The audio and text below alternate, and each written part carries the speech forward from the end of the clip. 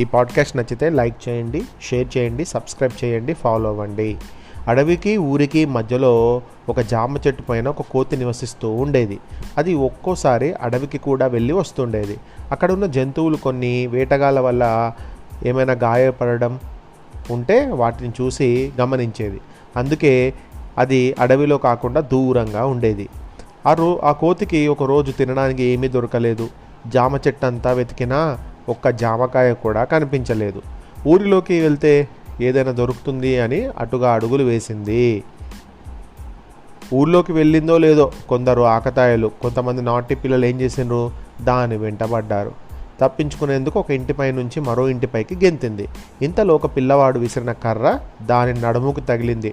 పాపం, బాధతో కోతి గట్టిగా అరవడంతో పిల్లలంతా పారిపోయారు.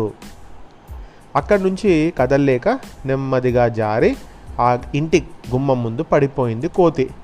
ఆ ఇల్లు ఒక ఆయుర్వేద వైద్యుడిది. ఆ శబ్దానికి బయటికి వచ్చిన వైద్యుడు నొప్పితో విలవిల్లాడుతున్న కోతిని చూసి జాలిపడి వెంటనే ఒక ఆకు పసరు రాసి కట్టుకట్టాడు. తినడానికి అరటిపండు కూడా ఇచ్చాడు. ఒక్క రోజులోనే కోలుకోవడంతో అది వైద్యుడికి నమస్కరించి, అయ్యా, నాలాగే ఎన్నో జంతువులు అడవిలో దెబ్బలతో బాధపడుతున్నాయి. వాటన్నింటినీ ఇక్కడికి తీసుకురాలేను కదా, కనుక నాకు ఈ వైద్యం నేర్పించండి అని కోరింది.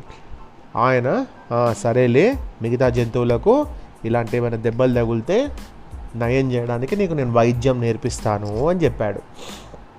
కొద్ది రోజుల్లోనే చిన్న చిన్న రోగాలు ఎలా తగ్గించాలో నేర్చుకుంది కోతి. కొన్ని మందులు, మూలికలతో అడవికి వెళ్ళి సింహాన్ని కలిసింది. జరిగిందంతా చెప్పి అడవిలో జంతువులకు వైద్యం చేసేందుకు అనుమతి కోరింది. నువ్వు ఎంత మంచిదానివి, ఈ అడవిలో పుట్టి పెరగకపోయినా ఇక్కడ ఈ జంతువులకు వైద్యం చేస్తానని వచ్చినందుకు అభినందనలు. నీకు గుహ కూడా ఇస్తాను, ఇక్కడే ఉండు అని సింహం అభయం ఇచ్చింది.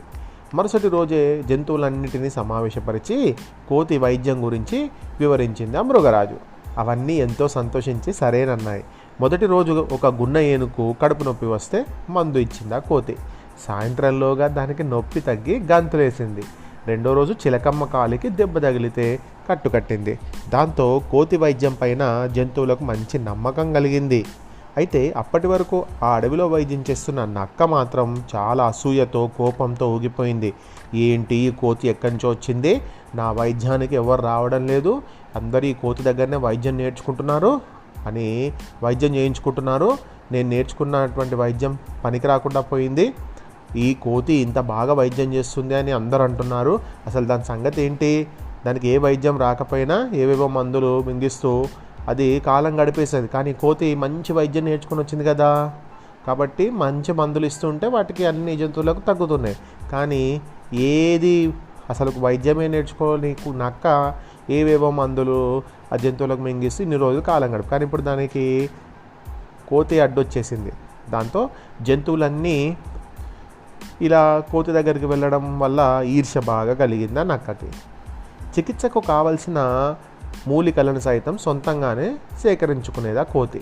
తేనెటీగలను అడిగిన తర్వాతే తుట్టె నుంచి తేనె తీసుకుండడంతో కోతి వాటికి మంచి ఫ్రెండ్ అయిపోయింది. ఒకరోజు నక్క తన మిత్రుడు ఎలుగుబంటి దగ్గరకు వెళ్ళింది. ఎలాగైనా కోతిని అడ్డు తప్పించాలని కోరింది. కోతి మంచి వైద్యం చేస్తుంది, దాన్ని ఏమైనా చేస్తే అమ్మో, ఇక మన మృగరాజు అయినటువంటి సింహానికి కోపం వస్తుంది, ఆ ఆలోచన మానుకో అని హెచ్చరించింది ఆ ఎలుగుబంటి. నువ్వు ఒక మిత్రుడివేనా, నీకు ఎన్నోసార్లు నేను సహాయం చేశాను, అవన్నీ మర్చిపోయి లేక ఒక్క సహాయం కోరితే అది చెయ్యలేవా, ఆ కోతిని ఇక్కడి నుంచి తరిమేయి అంటే అది కూడా చేయలేవా అంటూ దెప్పి పొడిచింది నక్క. ఈ మిత్రుడి మాట కాదనలేక ఎలుగుబంటి, చూడు, రేపు వెడ్నెస్డే, బుధవారం, ఆ కోతి మూలికల కోసం ఒంటరిగా కొండ దగ్గరకు వెళ్తుంది, ఒకే ఒక్క దెబ్బతో దాని పీడ విరగడ చేస్తాను, సరేనా అని అంది. అనుకున్న ప్రకారం అవి రెండు కొండ దగ్గర కాపలా కాసాయి. కాసేపటికి ఒక బుట్టను భుజాన వేసుకొని కొండ వైపు వచ్చిందా కోతి. దాన్ని చూసి ఎలుగుబంటి విసిరిన ఒక పెద్ద కర్ర గురి తప్పి చెట్టు పైన ఉన్న తేనె తుట్టకు తగిలింది. ఒక్కసారిగా ఈగలన్నీ నక్కని, ఎలుగుబంటిని చుట్టుముట్టాయి. ఇంతలో రాణి ఈగ, నేను ముందు నుంచి చూస్తూనే ఉన్నా, కోతిని అంతం చేయాలనేది మీ ఉద్దేశం అంటూ ఈగలను వాటి మీదికి ఉసిగొల్పింది.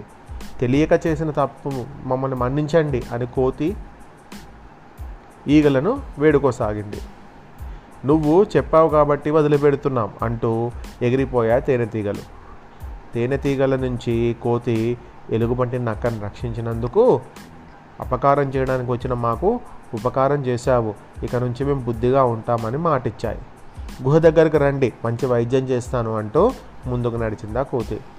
చాలామంది ఎంతోమంది మనకు ఏదో ఒక అపాయం చేయాలని చూసినా కూడా మంచి వాళ్ళు ఏం చేస్తారు, అలాంటి వాటిని ముందే పసిగట్టి అపాయం చేయాలనుకున్న వాళ్ళకి కూడా ఉపాయం అంటే అపకారం చేసే వాళ్ళకు కూడా ఉపకారం చేయాలి అనేది ఈ కథ ద్వారా తెలిసేటువంటి ఒక నీతి. ఈ కథను రాసిన వారు కూసిమంచి నాగేంద్ర గారు. శుభరాత్రి.